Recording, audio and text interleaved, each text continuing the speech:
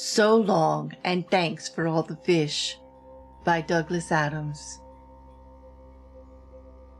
Chapter 3. The next two lorries were not driven by rain gods, but they did exactly the same thing.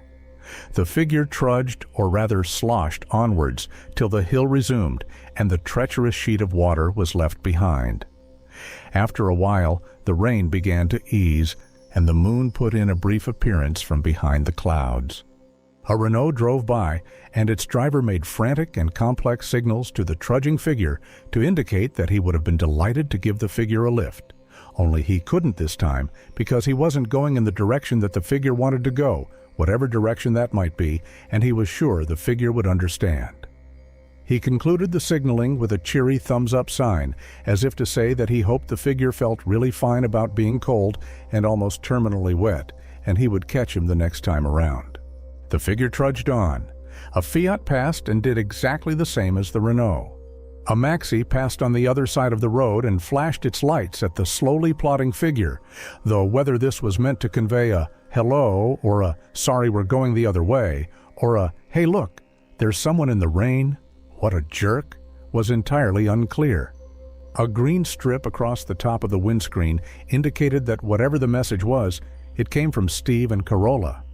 The storm had now definitely abated, and what thunder there was now grumbled over more distant hills, like a man saying, "And another thing," 20 minutes after admitting he's lost the argument. The air was clearer now, the night cold. Sound traveled rather well. The lost figure, shivering desperately, presently reached a junction where a side road turned off to the left. Opposite the turning stood a signpost, which the figure suddenly hurried to and studied with feverish curiosity, only twisting away from it as another car passed suddenly. And then another. The first whisked by with complete disregard, the second flashed meaninglessly. A Ford Cortina passed and put on its brakes. Lurching with surprise, the figure bundled his bag to his chest and hurried forward towards the car.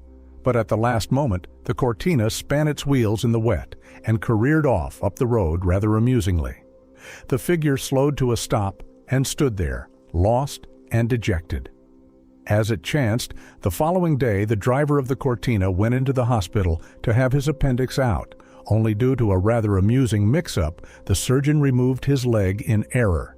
And before the appendectomy could be rescheduled, the appendicitis complicated into an entertainingly serious case of peritonitis, and justice, in its way, was served. The figure trudged on. A Saab drew to a halt beside him. Its window wound down, and a friendly voice said, "Have you come far?" The figure turned toward it. He stopped and grasped the handle of the door. The figure, the car, and its door handle were all on a planet called the Earth, a world whose entire entry in the Hitchhiker's Guide to the Galaxy comprised the two words, "mostly harmless." The man who wrote this entry was called Ford Prefect, and he was at this precise moment on a far-from-harmless world, sitting in a far-from-harmless bar, recklessly causing trouble. Chapter 4.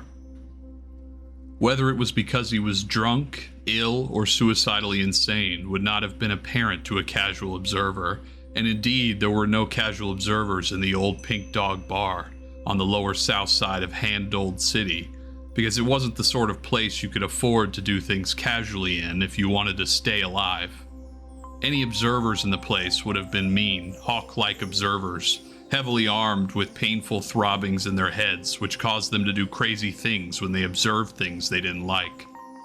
One of those nasty hushes had descended on the place, a missile crisis sort of hush. Even the evil-looking bird perched on a rod in the bar had stopped screeching out the names and addresses of local contract killers, which was a service it provided for free. All eyes were on Ford Prefect. Some of them were on Stalks. The particular way in which he was choosing to dice recklessly with death today was by trying to pay for a drinks bill the size of a small defense budget with an American Express card, which was not acceptable anywhere in the known universe. "What are you worried about?" he asked in a cheery kind of voice. "The expiration date?" Haven't you guys ever heard of neo-relativity out here? There are whole new areas of physics which can take care of this sort of thing. Time dilation effects, temporal relostatics. We're not worried about the expiration date, said a man to whom he addressed these remarks, who was a dangerous barman in a dangerous city. His voice was a low, soft purr, like the low, soft purr made by the opening of an ICBM silo. A hand like the side of meat tapped lightly on the bar top, lightly denting it. Well, that's good then, said Ford, packing his satchel and preparing to leave. The tapping finger reached out and rested lightly on the shoulder of Ford Prefect. It prevented him from leaving. Although the finger was attached to a slab-like hand, and the hand was attached to a club-like forearm, the forearm wasn't attached to anything at all, except in the metaphorical sense that it was attached by a fierce dog-like loyalty to the bar which was its home. It had previously been more conventionally attached to the original owner of the bar, who on his deathbed had unexpectedly bequeathed it to medical science. Medical science had decided they didn't like the look of it and had bequeathed it right back to the old Pink Dog Bar. The new barman didn't believe in the supernatural or poltergeists or anything kooky like that. He just knew a useful ally when he saw one. The hand sat on the bar. It took orders, it served drinks, it dealt murderously with people who behaved as if they wanted to be murdered. Ford Prefect sat still. We are not worried about the expiration date, repeated the barman, satisfied that he now had Ford Prefect's full attention. We are worried about the entire piece of plastic. What? Said Ford. He seemed a little taken aback. This, said the barman, holding out the card as if it were a small fish whose soul had 3 weeks earlier winged its way to the land where fish are eternally blessed. We don't accept it. Ford wondered briefly whether to raise the fact that he didn't have any other means of payment on him, but decided for the moment to soldier on. The disembodied hand was now grasping his shoulder lightly but firmly between its finger and thumb. But you don't understand, said Ford, his expression slowly ripening from a little taken abackness into rank incredulity. This is the American Express card. It is the finest way of settling bills known to man. Haven't you read their junk mail? The cheery quality of Ford's voice was beginning to grate on the barman's ears. It sounded like someone relentlessly playing the kazoo during one of the more somber passages of a war requiem. One of the bones in Ford's shoulder began to grate against another one of the bones in his shoulder in a way that suggested the hand had learned the principles of pain from a highly skilled chiropractor. He hoped he could get this business settled before the hand started to grate one of the bones in his shoulder against any of the bones in different parts of his body. Luckily, the shoulder it was holding was not the one he had his satchel slung over. The barman slid the card back across the bar at Ford. We have never, he said with muted savagery, heard of this thing. This was hardly surprising. Ford had only acquired it through a serious computer error toward the end of the 15-year sojourn he had spent on the planet Earth. Exactly how serious the American Express company had gotten to know very rapidly, and the increasingly strident and panic-stricken demands of its debt collection department were only silenced by the unexpected demolition of the entire planet by the Vogons, to make way for a new hyperspace bypass. He had kept it ever since because he found it useful to carry a form of currency that no one would accept. Credit? He said. Arg. These two words were usually coupled in the old Pink Dog Bar. I thought, gasped Ford, that this was meant to be a class establishment. He glanced around at the motley collection of thugs, pimps, and record company executives that skulked on the edges of the dim pools of light with which the dark shadows of the bar's inner recesses were pitted. They were all very deliberately looking in any direction but his, carefully picking up the threads of their former conversations about murders, drug rings, and music publishing deals. They knew what would happen now, and didn't want to watch in case it put them off their drinks. You gonna die, boy, murmured the barman quietly at Ford Prefect, and the evidence was on his side.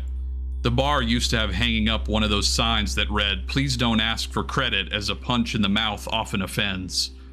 But in the interest of strict accuracy, this was altered to, "Please don't ask for credit, because having your throat torn out by a savage bird while a disembodied hand smashes your head against the bar often offends." However, this made an unreadable mess of the notice, and anyway didn't have the same ring to it, so it was taken down again. It was felt that the story would get about of its own accord, and it had. "Let me look at the bill again," said Ford. He picked it up and studied it thoughtfully under the malevolent gaze of the barman and the equally malevolent gaze of the bird, which was currently gouging great furrows in the bar top with its talons. It was a rather lengthy piece of paper. At the bottom of it was a number that looked like one of those serial numbers you would find on the underside of stereo sets, which always takes so long to copy onto the registration form. He had, after all, been in the bar all day. He had been drinking a lot of stuff with bubbles in it, and he had bought an awful lot of rounds for all the pimps, thugs, and record executives who suddenly couldn't remember who he was. He cleared his throat rather quietly and patted his pockets. There was, as he knew, nothing in them. He rested his left hand lightly but firmly on the half-open flap of his satchel. The disembodied hand renewed its pressure on his right shoulder. "You see," said the barman, and his face seemed to wobble evilly in front of Ford's, "I have a reputation to think of. You see that, don't you?" This is it, thought Ford. There was nothing else for it. He had obeyed the rules. He had made a bona fide attempt to pay his bill. It had been rejected. He was now in danger of his life. "Well," he said quietly, "if it's your reputation..." With a sudden flash of speed, he opens his satchel and slapped down on the bar top his copy of The Hitchhiker's Guide to the Galaxy. And the official card, which said that he was a field researcher for the guide, was absolutely not allowed to do what he was now doing. "Want a write-up?" The barman's face stopped in mid-wobble. The bird's talons stopped in mid-furrow. The hand slowly released its grip. "That," said the barman, in a barely audible whisper from between dry lips, "will do nicely, sir." Thank you for joining us for so long, and thanks for all the fish. Book 4 of our Hitchhiker series. I hope you're enjoying it. Meet us in the comments and let us know what you think. And if you do enjoy what we're doing, give us a like, a share, and subscribe so you'll get the notification for when the next chapters drop.